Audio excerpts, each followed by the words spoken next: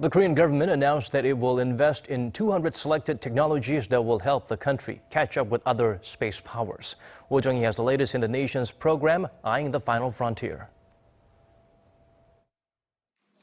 To successfully carry out the nation's space development program by 2040, the Korean government will start working on the development of the most needed relevant technologies.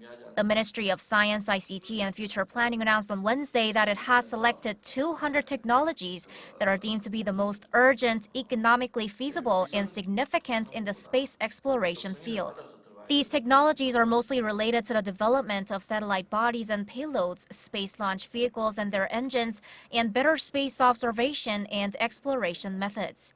The move comes as Korea has been focusing more on making satellites and space vehicles to catch up with strong space powers like the US and Russia.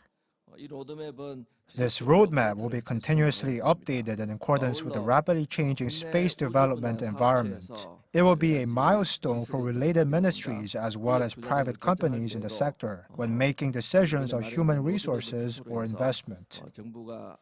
Meanwhile, the government plans to spend roughly $600 million this year for space development. A large portion will be spent on developing the Korea Space Launch Vehicle, which will be used to put a multi-purpose satellite into a low orbit of 600 to 800 kilometer altitude by 2021. Korea will also kickstart designing a detailed model of a lunar probe and expand cooperation with NASA of the US. At the end of this year, the government expects to launch a homegrown 100-kilogram grade small satellite. The ministry says although Korea is somewhat behind other advanced countries in the field, the government hopes to build a solid framework of its own core technologies through this roadmap and decrease the country's dependence on other space powers. Jung-hee, Arirang News.